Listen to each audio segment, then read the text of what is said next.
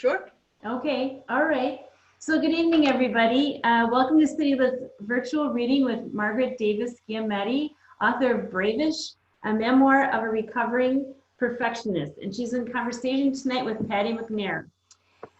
Margaret is a Chicago writer, live lit storyteller, solo performance artist, and photographer. She and her Swiss husband have lived on 4 continents and have visited nearly 50 countries.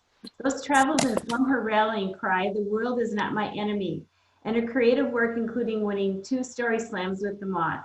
Her solo show Fierce and her book Bravish deal with claiming and connecting to your own life in middle age and beyond. She is proud to have been included in New City Lit's 50 2020. That's pretty cool. Patty M. McNair's The Temple of Air received Southern Illinois University Devil's Kitchen Readers Award and Chicago Writers Association Book of the Year Award. And these are The Good Times as a Montaigne Medal finalist. Responsible Adults, a Cornerstone Press Legacy series selection, is scheduled for release in December 2020. She teaches in undergraduate and graduate programs at Columbia College in Chicago. So first of all, to get started, it might be easier to focus on the speakers if everyone turns your video off. If you open your chats and put it was at the bottom of your screen, you can type questions in there, which we'll get to later. And I think we're ready to go. Please join me in welcoming them. Thank you. Thank you, Teresa. I'm just going to take a minute before I turn it over to the star of the evening, Margaret Ghielmetti. So many of you I know Margaret.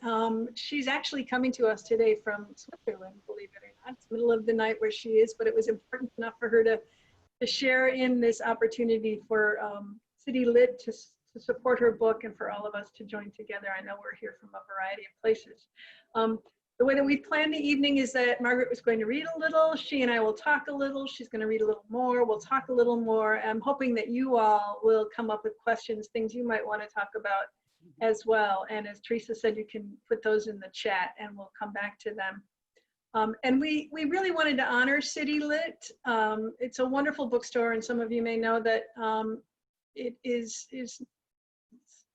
I can't even say it. It may not be here for very long, but we really want to honor it. And part of the way that we want to honor it is we decided to focus, this is Margaret's great idea, to focus on their names, City and Lit. So most of our questions and our conversation will be around the themes of cities and of lit in a variety of ways. So please, let's all welcome Margaret Ghielmetti. Thank you, Patty. I really appreciate it. And thank you so much, Teresa, for having reached out and to organize this. I'm so honored to be a part of City Lit's history. It is a very bittersweet moment, but really admire all that you've done to foster community and to give readers a really exciting and beautiful place to connect. So thank you for all that you've done. And thank you for having us tonight. And Patty, thank you so much for being my conversation partner. I know Patty for a few years, and I have to admit, when I met Patty, I did one of these super weird nerd things where I just wanted to sit next to her and listen to everything she had to say as a guide and an instructor and as a charming human being. Can't wait to read her new book, Responsible Adults, coming out soon. So thanks, Patty, for being my conversation partner. So since Patty set it up for me, I'm going to start with a reading. The book Bravish, a memoir of a recovering perfectionist, starts in 2000 when the narrator moves overseas following her husband Patrick's career in the hotel industry. And in brief, the narrator feels that she has got this. Absolutely. She's a pretty well-traveled person already and multilingual. And she's absolutely sure that even though she's giving up her career to follow her husband's career, which is her choice, that she's got it. This is going to be easy peasy for her. She gets to first Paris. They've moved from Chicago, her hometown, to New York, to Paris. And now they've just arrived in Cairo. That is the beginning of when Patrick really becomes a general manager. And so he's busy from the get-go, literally from the moment they touch down. And again, the narrator is not exactly ready for this adventure in the ways that she thinks she is. And throughout the book, we do see it's really the narrator's journey to learn to express herself and to ask for help, but she doesn't know how to do that yet. She also has a degree in Arabic and French. And so again, she feels this is going to be absolutely like falling off a log. And in fact, it's not. So I'll just read from when Patrick has already left on a business trip the first day after they arrive. And now Margaret is on her own. And I've been in the past events been reading off of the computer screen, but that takes me forever to find it. So I'm going to look off a little bit to the side here to the book. When I go downstairs the next morning, a battered four-door Peugeot is parked in front of the Hilton. The driver at the wheel is a hulking middle-aged man in a rumpled white shirt and gray slacks who only looks up when I open the front passenger side door. When I slide shyly into the seat next to his, he looks appalled and points to the back seat. I stay in the front seat. I don't want to appear rude, having him drive me around as though he were the driver. I murmur, "Salam alaikum, peace be upon you." He responds with glaring greetings in return, "Wa alaikum assalam." I add, "Egyptian museum, please." And after these few words between us, he lights up a cigarette. I cough politely, and it's a drive of smoke-filled silence to the center of Cairo. Inside the museum, though, I'm thrilled as I gape at mummies, scarabs, and statues of slim, muscular pharaohs. I'm transported to childhood visits to the University of Chicago's Oriental Institute and the book on mummies my parents bought me. My inner culture vulture trembles with pleasure, and I forget my frustrations. The world, I think, is an amazing place. Behold its treasures. I'm restored to my explorer's delight.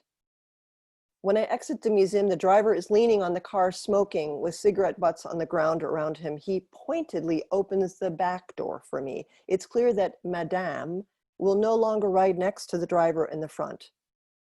Back at the residence hotel where we're staying, I mumble "Ma'asalama" to him, "Goodbye, go in peace." His cigarette is clenched between his smoke-stained teeth, but he manages to say the same to me gruffly. I get out of the car and walk into the residence hotel, go up to our apartment and collapse onto the sofa between our sleeping cats for a long afternoon nap. After a repeat of the previous night's dinner on the terrace, Patrick phones from his business trip complaining, "Making sales calls all day is hard." My tongue is slow with too much wine, which keeps me from barking at him that I'm well aware of that. I used to do that for a living. And count yourself lucky that you're not making calls in high heels. Instead, I mumble, "Okay, best of luck tomorrow, amore mio. Good night," before falling into a boozy sleep. After cereal, coffee, and 2 aspirin the next morning, I shower, dress, and take the elevator downstairs. The driver is there, and today I head directly to the backseat of the Peugeot. The driver doesn't smile at my choice, but appears less agitated than the day before. I ask him to take me to a museum I've read about in my guidebooks. There I pore over illustrated manuscripts with pages adorned with falconers and horses and sigh over a collection of painted tiles in every shade of blue. The tiles in turquoise remind me uneasily of my journal, languishing still in my carry-on. The journal I'm supposed to be writing my novel in, the dream I've had since I was a little girl. On our nightly phone call, Patrick describes his business day, then asks, "How are you, chérie?" In a tipsy, again, voice, I reply, "I'm fine, amore mio." Describe my day, but I'm stumbling over the words. Patrick asks me, "Are you really all right?" I force my brain to focus. "Yes, really, Patrick, thanks for calling. Good night," and I fall into bed. On the third morning with the driver, I ask him to take me to a hotel I've read about in my guidebook, the 19th century Marriott Gazebo with lush gardens and a shady terrace where tourists and expatriates sit hiding from the 100-degree heat. Once I'm seated, I feel ambushed by how seductive this peaceful oasis feels. I'm away from the driver's cigarette smoke and his attitude and the feeling that I don't know what I'm doing, even though I was sure I knew what I was doing just days ago when we got on the plane to come here. How have I slumped already into just a limp, trailing spouse? I'd used that term in a joking way before our move, but already I feel like I'm trailing behind Patrick. And now even my trusty guidebooks turn against me as I read.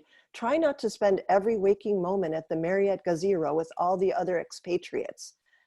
I feel a surge of shame for lollygagging around. For heaven's sake, I remind myself sharply, I am multilingual, multicultural, optimistic, open-minded. I am brave, and I have been brave my whole life. I'm the girl who punched out the grade school bully when he backed me into a corner. My brother Charlie had taught me how to jab with my right. I started the girls' soccer team in high school when girls didn't play soccer in Evanston, and I defended my teammates from two rough opponents with a mafia enforcer growl. Back the hell off or I'll take care of you. When my makeup bag got stolen out of the youth hostel in Paris on my first backpacker night in Europe, I phoned my mom long distance, spending $10, a fortune to a backpacker, just to hear her voice. Mother, they stole my kit bag with my makeup and everything. They stole my tweezers. Well, Missy, she said after a long pause, think of it this way. You're traveling lighter now. Our family had perfected the stoic art of enduring hardship without complaint over generations. I assumed what she'd say next was crying never helps, a perennial favorite of hers and a subsidiary clause from the Davis family handbooks, don't air your dirty laundry in public. Instead, she'd added gently, you're going to be just fine, Missy. I know you. You're strong. I don't want you giving up on your dream. I don't want to clip your wings, and I don't want you to clip your own wings either. After she and I had hung up, I had marched over to Paris's biggest department store, bought blush, eyeliner, a shiny new pair of French tweezers, thank you very much, and I stayed in Europe, traveling for months, more confident with every country. I'd slept on the beach on Corfu and on a train station bench when the youth hostel was full. In cheap hotels, I'd tied up my waist-length brown hair at night so that any critters lurking underneath the beds wouldn't mistake me for their Rapunzel. I did not run away then. I will not run away now. I pay my bill at the Marriott Gazira, find the driver, and tell him I'm going to wander the neighborhood a bit. There's a boutique selling locally handmade scarves, and I buy one in olive green to match my eyes.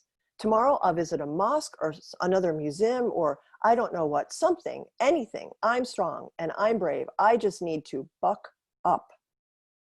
Once the driver takes me back to the residence hotel, I open my email. Our closest family and friends have been writing to tell me that they're thrilled for me, that I'm fulfilling my lifelong travel dream. A former colleague, though, snarks, you still don't have to work? Patrick's a dreamboat. You are living the dream. Bet you can't wait to write when you're not climbing the pyramids. How lucky are you? There it is. How lucky am I? I repeat it to myself. This is a dream come true, and I'm certain I'll start writing for real soon. On our drives through downtown, I've glimpsed Cairo's historic cafes, crumbling old buildings with faded awnings shading terraces from the constant sun. I'm determined to add my volume to the rich literary history here. Durrell had set his Alexandria Quartet in Egypt, and sometimes I just whisper the lyrical titles. Justine, Balthazar, Mount Olive, Clea, as I dream of my own. I find my turquoise journal and I scribble some titles. I like the idea of Voyager, but maybe I should honor Mark Twain with Throw Off the Bowlines or Sail Away. I think until I've nailed down my title, it really doesn't make sense to write my book. I set my turquoise journal aside once again.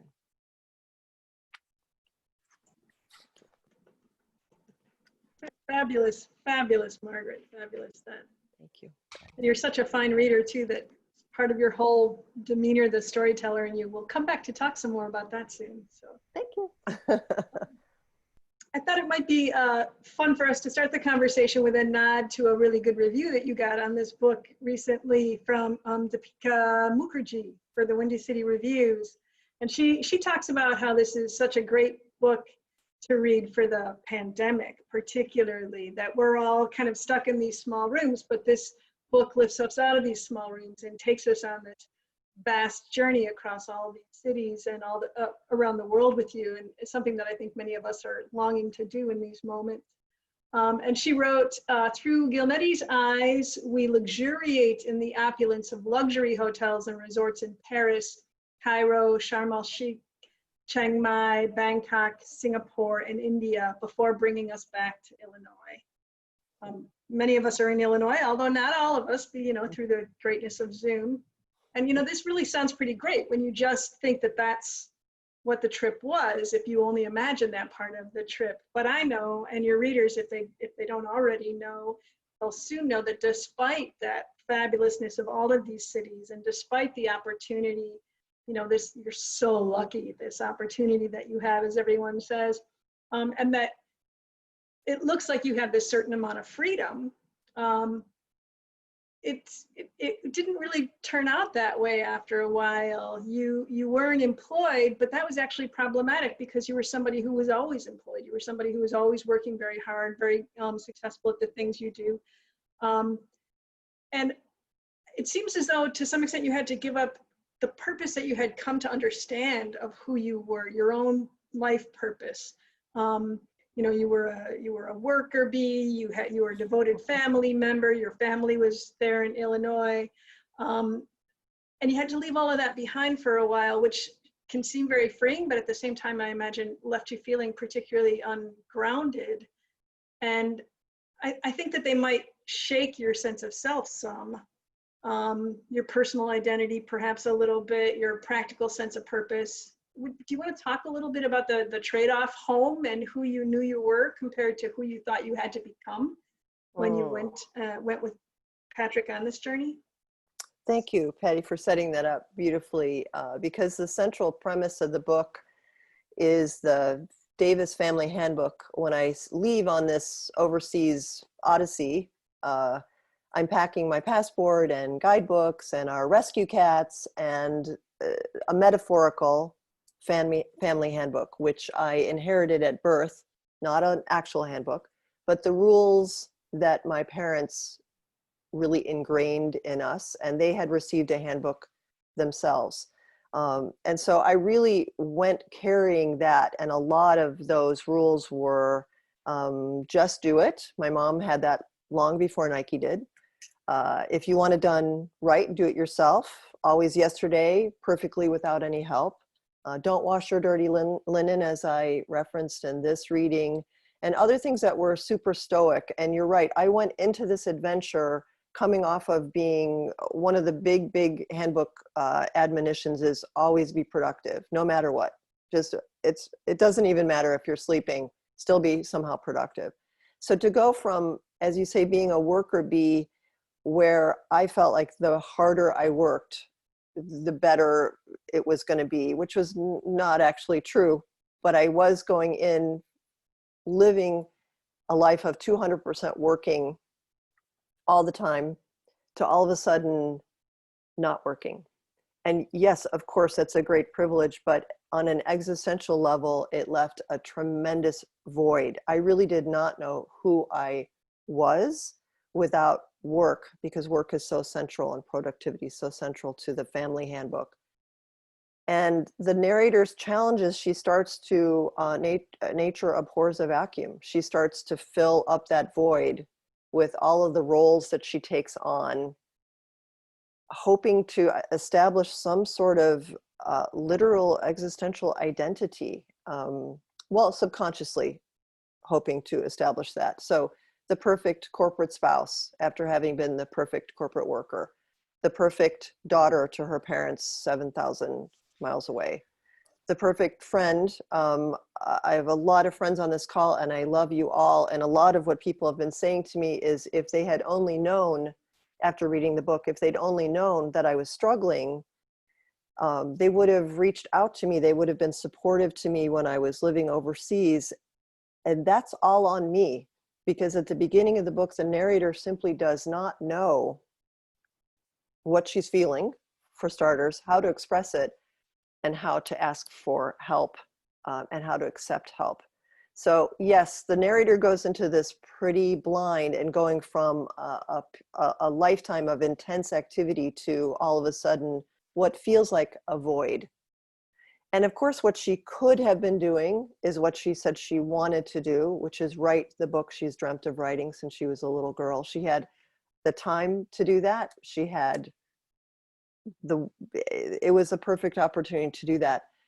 But she's too wrapped up with trying to have meaning in her life and have a sense of identity. So she puts everyone else's lives first, those roles, those rules, and sets her own dream that she has the opportunity to fulfill.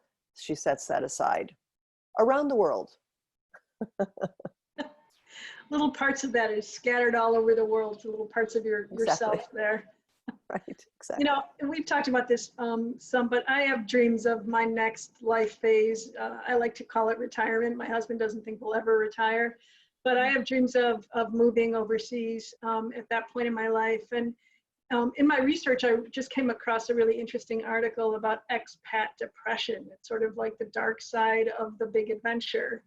And I wonder too, if maybe some of these things that are part of that, this idea of loneliness and sort of aimlessness, and then like you said, the guilt and the shame that you feel at why aren't I just basking in this? I'm so lucky, you know, and I feel Right.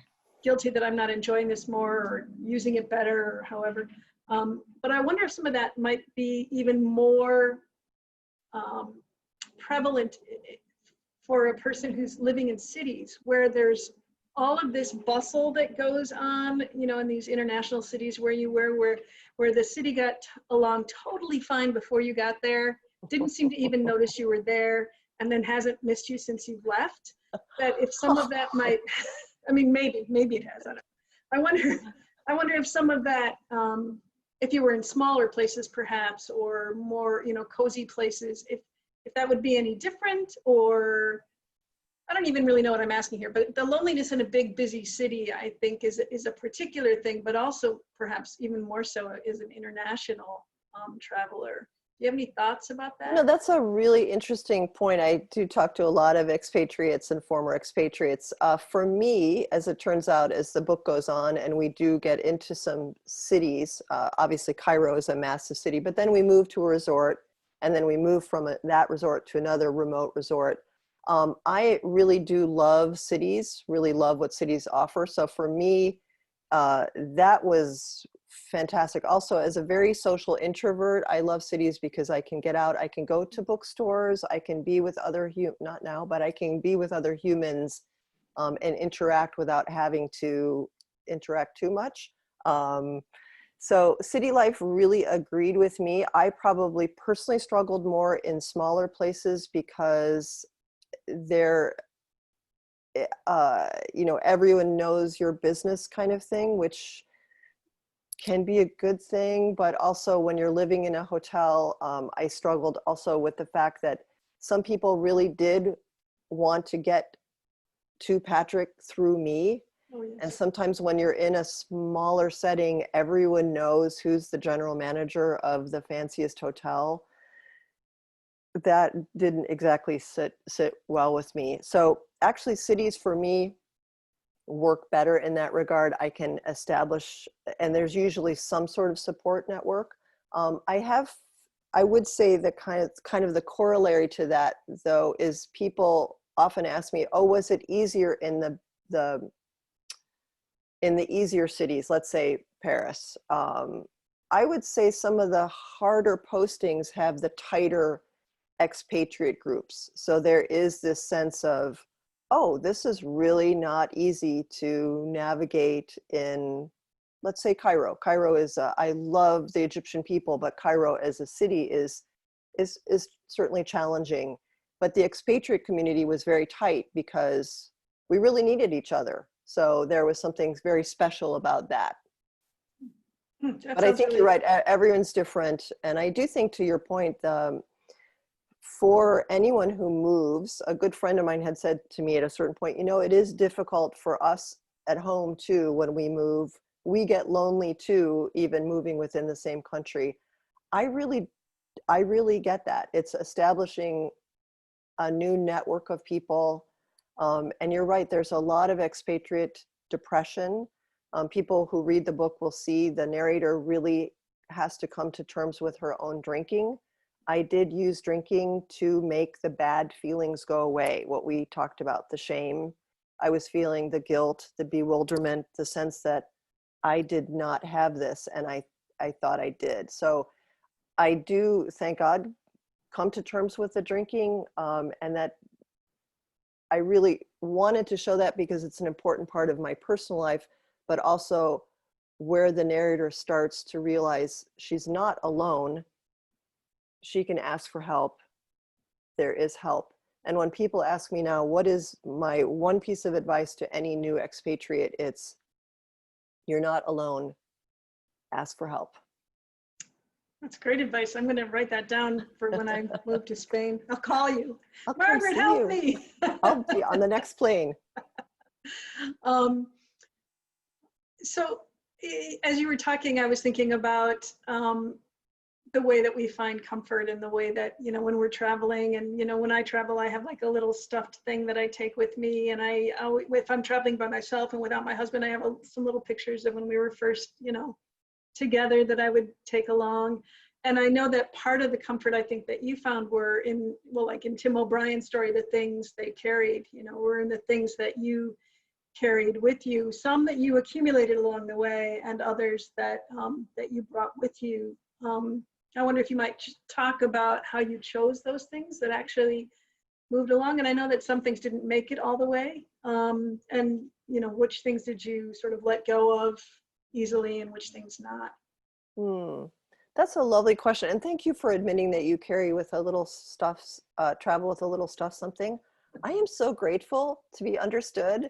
I don't have it with me right now, but I have a little stuff something. I used to travel with a little zebra called Patrick when I was away from Patrick. So I appreciate your honesty there, Patty. Thank you for seeing me. But yes, definitely. I would say the thing that wakes me up in the middle of the night of the, where is my passport. It's like, that's the thing. I'm never without my passport. But in terms of comfort, well, it is the passport. But you're right. I am a super sentimental person. And so I do invest things with a ridiculous amount of meaning. And I do love to, with all of these moves, love to make a beautiful home. I probably could have done that a little less perfectly and it would still have been fine. But if I find just the right blue of espresso cup, yeah, I probably will keep those till, you know, those are going in the tomb with me. It'll be like Tutankhamun, they'll find espresso cups all around me. So I do invest things with this hugely sentimental value. I always want to have books because, and it's not a specific book, but books are a lot of how I identify. So I like to travel with books, photos. I mean, I'm not alone in that. Some particular jewelry. I think one thing that's maybe helped me travel a little less light, although I did just travel with houseplants back and forth to a hotel. That's a little crazy making. But we've had a few instances in all these moves where significant amounts of our stuff has gotten lost. Either the movers have lost 12 boxes I cherry picked from my parents' attic disappeared. A warehouse with our stuff in storage burnt down. So a friend of mine on the call said to me, you know, you may be getting the message to try to hold a little bit less tightly to things. Thanks, God, for burning up my stuff in order to teach me that. So you're right, I do have some talismans around me. I do always have a turquoise journal. Some other friends on the call, my book guru and his husband just gave me a new turquoise journal. I'm never without something to write in. So you're right, it is, I do find comfort in having some things that I can carry around the world with me. I love that. And that journal is fabulous. I need to find one for myself. Shinola. That's beautiful. Thank you. That's really beautiful. You have good friends, including someone who wrote in the chat, Michelle said, every city that Margaret leaves misses her. Just so you know. Thank you, Michelle. So here, again, we're in various places and you're in Switzerland. But we're also, well, I want to back up. Because you have accumulated all these places that you have visited over time, and particularly you've been in, as you said, sort of small, more remote resort areas and all sorts of places. Since you were since you were a young woman, you did backpacking, all sorts of things like that. But since we're talking about cities, I know you have visited some of the most marvelous cities in the world. And I know that you will continue to visit marvelous cities, but do you have, maybe this is like saying your favorite child, but do you have a favorite city in this moment, and perhaps even a favorite memory from that city? Oh, that is pick your favorite child. So I can't pick a favorite. I will say, as a young person, a city that probably made one of the biggest impacts on me was Rome, because I had studied French and Arabic. I had not studied Italian. I went to Italy actually kind of by mistake, because the Sorbonne Paris rejected me for a master's degree. Ha, take that, Sorbonne. Fools. Thank you. So I ended up going to Italy as a backpacker, and I was completely unprepared at 21 years old in the early 1980s. This is before Instagram, y'all, before any of this stuff. I had no idea how much beauty and art could be crammed into one place, and also a completely different lifestyle, a completely different way of living than I was raised with in Evanston and at Indiana University. And so a different sense of style. The food that we now have readily available was not readily available. And so to taste that fresh fig off of a tree, or a peach that tastes like a peach, I mean, the whole city made a huge impression on me.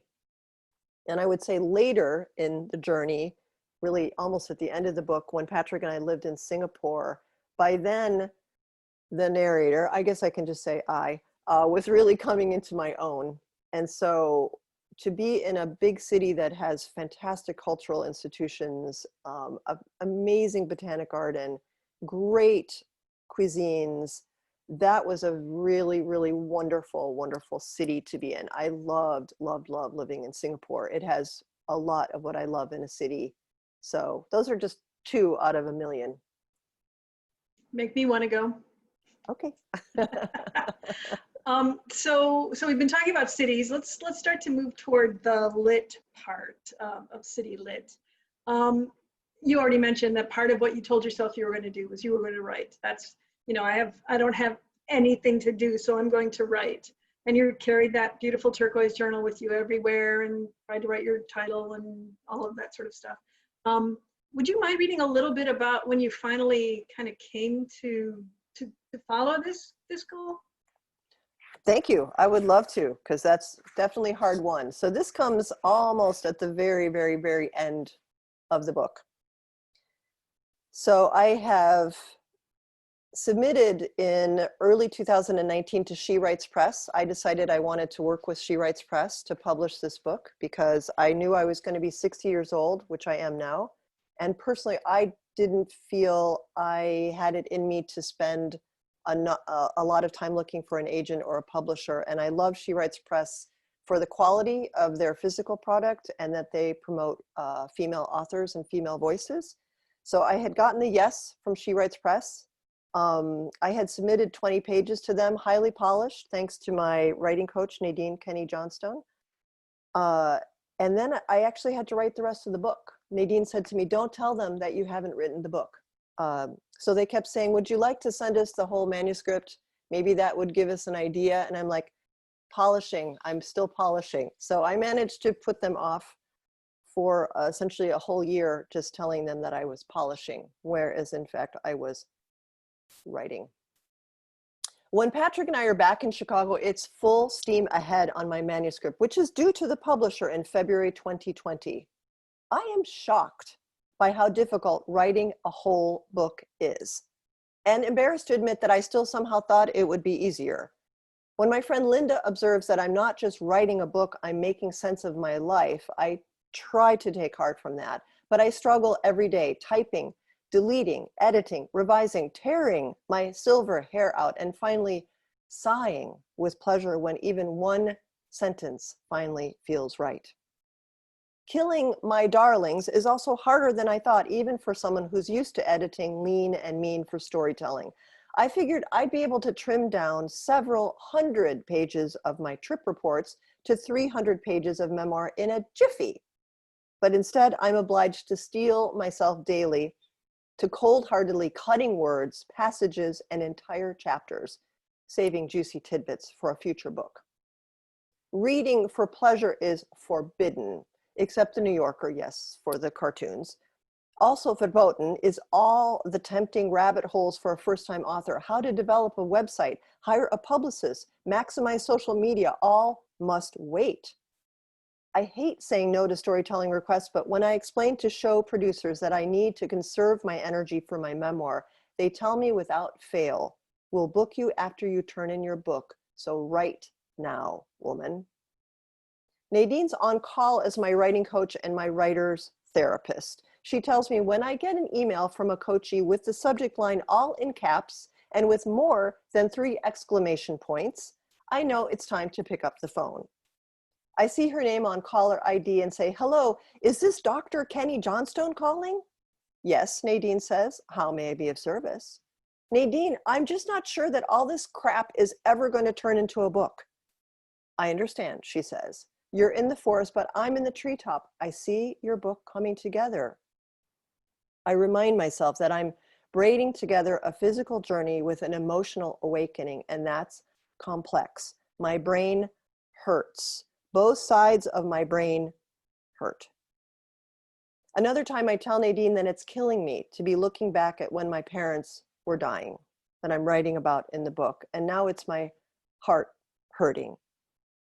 Writing a memoir can mean reliving trauma, she says, and suggests that I write something less devastating for a bit.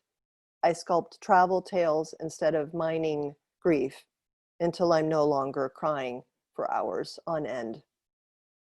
A month later, I reach out to her, panicking that I'm never going to get my manuscript polished enough to turn it in on February 1st. Dr. Nadine replies, never fear, you can do this, you will do this, and I'm here for you. That's all I need to hear to take a deep breath and get back to work. And while I trust her words, I struggle to get new revisions to her with enough different from the previous version so as to make a read-through worth her time and my money. Patrick gently points out that when I should be revising, I seem to distract myself with crossing each T and dotting each I, which really can wait for the proofreader. He says, might this have to do with your subtitle?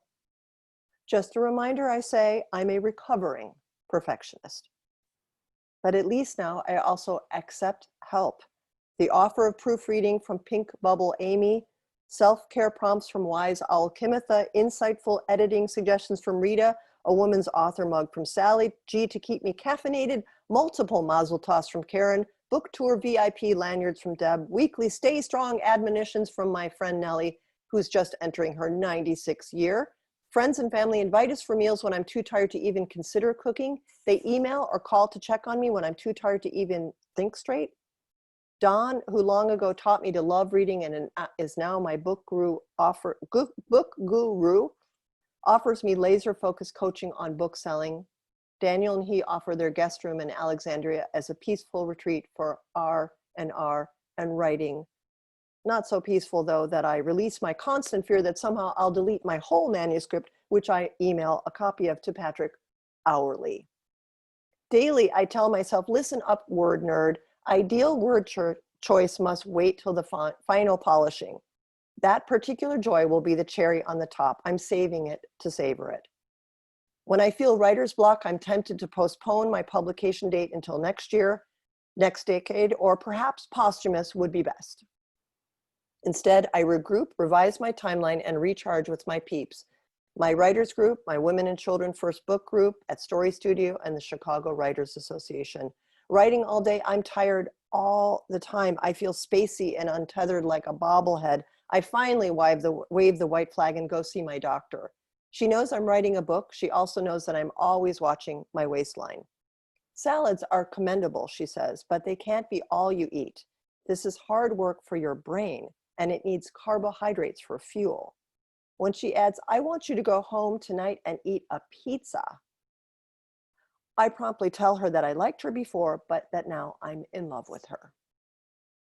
My book gets juicier over the months as I do, possibly due to the pizza, and also because snacks seem to fly into my mouth each time I enter our kitchen when I thought I was just coming in for a glass of water. In an effort to stay in almost the same size of jeans, I remain religious about my daily lakefront walks, and I begin working out twice a week with a strength trainer. Chris understands women my age, but also respects that I'm a former athlete. On the day she teaches me bicep curls, I'm ecstatic. I am lifting weights at 60. When she slides boxing gloves over my hands, calling me Xena, warrior princess, I glow with pleasure. Hit me with her best shot, she says. Kapow. It's all helping to keep me going, but I'm still very tired. Eyes burning from staring endlessly at the computer screen. I jot on a sticky, buy stock in eye drops. My old instinct, of course, is to push harder, but there's grace in getting older. I simply don't have the strength to power through. Help me, please, God, to pause now and start again when I have energy. I hear back, you've got this, child, and I've got you. By autumn 2019, I'd gotten more honest about my dreams for the book. My mantra used to be a righteous, I write for my own pleasure. I graduated to modestly saying, if I sell just one copy to my closest friends, I'll be happy. That's no longer true, if it ever was. When I realized just how much I want this book out in the world, I hear a derisive snort from the family handbook. Ridiculous. But my goal has always been to connect, and it's also now to start a conversation and help inspire others. Even I know that's not ridiculous at all. When the publisher requests a headshot, my first instinct is to take a shyly smiling selfie. Instead, I book a photographer, and inside his studio, I'm still riddled with nerves, but emboldened. When I hear the handbook sniffing vanity, I remind myself that all of this is in the service of spreading hope. In my favorite photo, I hold a globe in my arms. The world is not my enemy. I'm fighting this fight without the need for a suit of armor or a mask because I no longer feel like an imposter. I'm an artist, struggling to fulfill a dream I've had my whole life. I'm determined to show up for myself as I try to show up for others, fully committed to their aspirations, believing in them 100%. If they're willing to put in the work, I want that for myself. I give that to myself. I'm honoring my heroine's journey from unconsciously incompetent to consciously incompetent on the never-ending odyssey towards consciously competent. I've been discovering myself as I discovered the world and sailed back to port. I still love to travel, but I'm finally reunited with home, not just Chicago or Patrick, but me. And my turquoise journal is now never out of my sight. It's all satisfying, but damn, this is hard work. My beloved book is kicking my butt. That's okay, I think, because this is mine.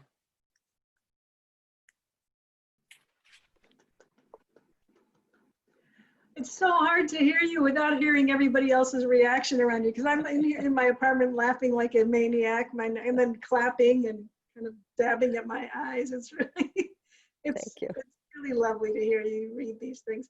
You know, Margaret, I have like a bunch more questions, and we talked about this, but you're getting a whole slew of them here in the chat. So I think that, and comments and people who are sending you all sorts of good wishes and that sort of thing. I do have one more question though, and you can talk about this or not if you want to, and that is on the eve of this election and also on this debate eve, because you are a global citizen, you are a person of the world, and many places in the world, and I'm particularly thinking about our own place here, it's becoming more and more of a nationalist. The borders are closing, people are, you know, here is good enough, we don't need there.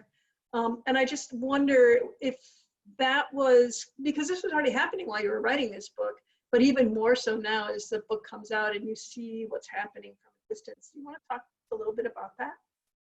Absolutely, because the book, really the genesis for this project was the 2016 elections. When I woke up, I won't go into this, but I really, besides thinking I'm going to jump out the window of our 32nd story apartment in despondency, I thought, no, what can I do? And I thought, I am a writer, I'm an artist, I can write. And I was already, as you're saying, Patty, I was already feeling this sense that the political climate of the other is bad. And it's just not my experience. It's not my experience. Some others are bad, but the world is not my enemy. And so that was my rallying cry. And I started to write a second solo show. I thought, I'm going to do my traveler's tales about what I've learned around the world, how the world is not my enemy. And as I wrote, it became clear that I wasn't writing a solo show. I was in fact writing a memoir, so surprise. So it overtook me, but it was definitely that was how this all got started, was my intense feeling that I would not be the same person if I hadn't seen other places. I would not have had the same life if I hadn't learned what I learned from each culture. And I think we can learn from each culture inside our own countries. I'm not saying people have to do what I've done, but I think I'm really hopeful that if we all vote, things have got to get better. But I agree with you, it's this encroaching sense that we're supposed to stay within our county, our city, and it's not how I see the world. It's never going to see never going to be how I see the world.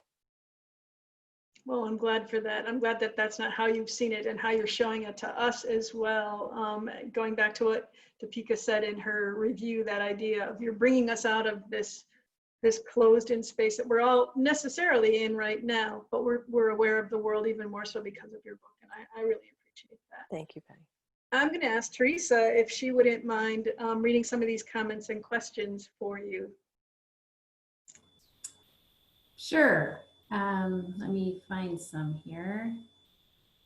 Yeah, people are loving the readings for sure. We can get to that, but they're, okay, here's a question from Amy. If Margaret 2020 were able to tell Margaret 2003 that the handbook needed to be revised, would she have been able to make those changes without living through all those challenges? Oh, great question. Amy, who's known me since 1974, has seen the trajectory of this writer's life.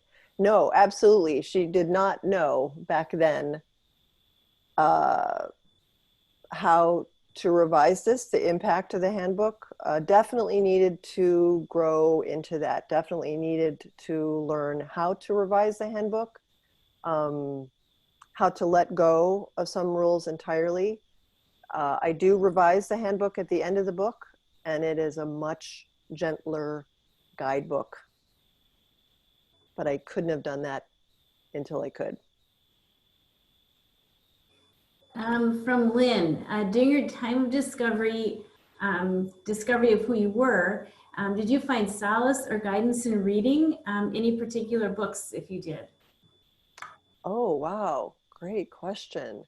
I always find solace and inspiration in reading. Ooh, this is like my favorite child question about cities. Oh gosh. You know what, honestly, now my mind has just gone completely blank of all the books that I love. So I do love books that take me into another person's experience. Well, I guess that's every book, into another person's experience. So I would have to get back to you with a list of my gazillion top favorite books. There's Natalia, hello from Poland. Wow. Loving the book. I know you said it took you a while to start writing a book. What made you finally do it? Thank you, Natalia. I would say it definitely this critical mass feeling of over the years of getting more and more in touch with the fact that, wait a minute, why I'm living other people's lives for them in order to not live my own life, partly to protect myself, to feel beloved. If I made sure everyone else was fine, I was sure then I would be loved. And so I had meaning. So letting go of that over the course of the book. And then I will say quite specifically when my parents were dying and I would come home from Singapore to spend time with them at the end of their lives, it became, nothing focuses like our attention like seeing someone's life come to an end. It helps to get older And then to also realize, oh, this is truly finite, and we all know it, and I knew it on a rational level, but it really focused my attention. I always like to cite Mary Oliver, what will we do with our one wild, precious life? I'm sorry, I know I'm misquoting that, but the whole notion of, oh, this is it. This is it. And I did, when I was developing a solo show, my instructor, Arlene Malinowski, when I said, oh, I think I'm too old, I think it's too late. And she grabbed me by the metaphorical lapels and said, girlfriend, it is not too late, but it is getting too late. And I really heard that. That's neat. Patty McNair wants to know, what are you working on now? Ooh, thanks, Patty. Well, thanks to my turquoise journal, I am writing essays. I really, honestly, right now, I cannot even imagine trying to braid together another 20-year emotional and literal journey. I do not want something with a big arc right now, y'all. I really want to write. I loved Ross Gay's book, The Book of Delights, and he calls them essayettes. So I'm really trying to honor my creative brain, and I love improv. I love riffing on things. So I'm trying to write whatever my little brain wants to write. Cool. From Ellen, she says, beautiful, Margaret. Thank you for sharing your life so honestly and inspiring us to do our own deep diving. Thank you. And the next question, what about the book are you most excited about sharing in the world? I mean, what about the book are you most about sharing with the world? So what do you want to share? I would say what I've been getting the biggest response from that's really touching me, and the conversation I really want to have and to deepen is people examining their own family handbooks. And seeing what rules they inherited, what roles they've taken on, what emotional payoffs they have been putting first to unconsciously possibly keep them safe, what people are willing to consider letting go of in order to fulfill their dreams. That's been very, very exciting to me, to have people say to me, a good friend of mine said her family handbook, there was one word, silence. And to come to grips with that and to start to see the impact that it has on our lives, and what do we want to do with the time that we have, maybe to let go of just silence and to have our voices out there. That I'm finding very, very exciting, to hear people taking the opportunity to see what they want next. Great. I don't think there are more questions. Patty, I don't know if you have more. I do, but I think that they would probably take too long. But could we read a couple of these? Do you mind if I read a couple of these comments? Because there's some really lovely comments in here as well. So as I said, your Michelle said, every city misses Margaret after she leaves. And then Gina DePonio says, I'm in the treetops. She says, so awesome, Nadine. Also, I am loving everything about this discussion. Dan and Don said, absolutely lovely, brava. Juliana, who was nodding through the entire thing as you were reading, because Juliana, as you perhaps know, Margaret, as you do know, she's a Brazilian expat in America now and has to deal with this displacement as well. OMG, I'm so moved. And everything you were saying about the writing too, Juliana happens to be my thesis student, and I know she was taking big notes, ways to get the writing down. Gina DePonio has given you a whole bunch of hearts. Kim Furpo says, lovely, with a whole bunch of hearts. Gail Wallace Pisano says, so good, can't wait to read. Meg sends you kisses from me, C and M-C, you probably know what that means. So glad you wrote your book when you did, love it, so inspiring. Yes, vote, very nice. And more and more of these, love you, friend. All these things are coming through for you. I'm in awe of you and always have been. And I think all of that is is really wonderful and really talks not just about the book, because many of these people haven't yet read the book, but particularly talks about you and your spirit, Margaret, and how wonderful it is to be able to enjoy this wonderful opportunity to hear about your book, but also to hear about the process of it and to see you when you're so far away from us all right now. City Lit has put the book link to buy. Please buy the book, because as we know, Margaret wants more than just one friend to buy the book. She just told us so. So do please buy the book, and City Lit Books will so appreciate the support. And then Amy also says, I can relate to so many of your stories, but could never put your stories in such fantastic and poignant words and with such great humor. See, they just keep throwing things up here. So buy for your friends too. Yes, holidays are coming up. This is the time that people should be buying books from independent bookstores, right? So people are saying they bought more than one already. So appreciate that. Absolutely appreciate that. There is one more question. I think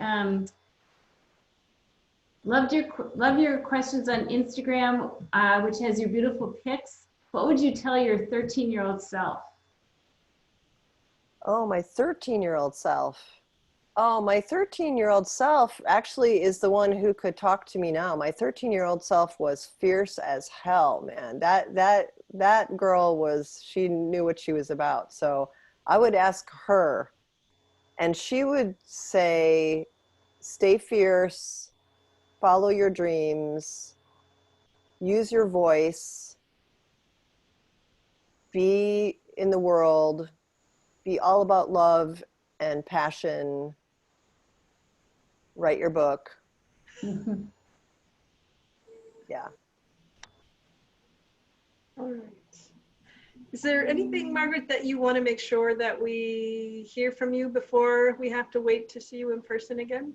Oh, thanks. I just, again, really wanted to thank Teresa Kirschbaum for having me and for City Lit Books. And yes, please, anyone, let's support City Lit Books. Let's send them out with a book lovers bang. Thank you for all you've done for the community for these years, and wish you all the best. And thank you for doing this. It's our pleasure. Thank you. Thank you. And Patty, thank you so much for saying yes to being my conversation partner. And Patty has been an incredibly, a lot of TLC went into this. There's a lot in the background before these conversations take place. And I really, particularly as a recovering perfectionist, I really appreciate the TLC to get us ready for this so that we could, it could flow. I can tell I'm tripping over my tongue at 2:30 in the morning, but oh well. If there's one thing I learned with storytelling, it's like, too bad. So thank you all for putting up with that. And thank you everyone who's on the call. I am so grateful. I've been grateful from the get-go with all the love and support for me as an artist and as a person.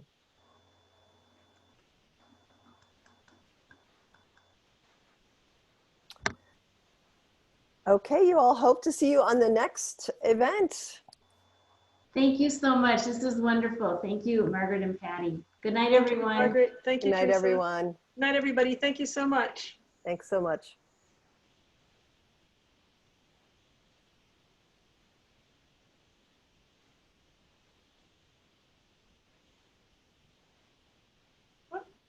And Margaret's gone.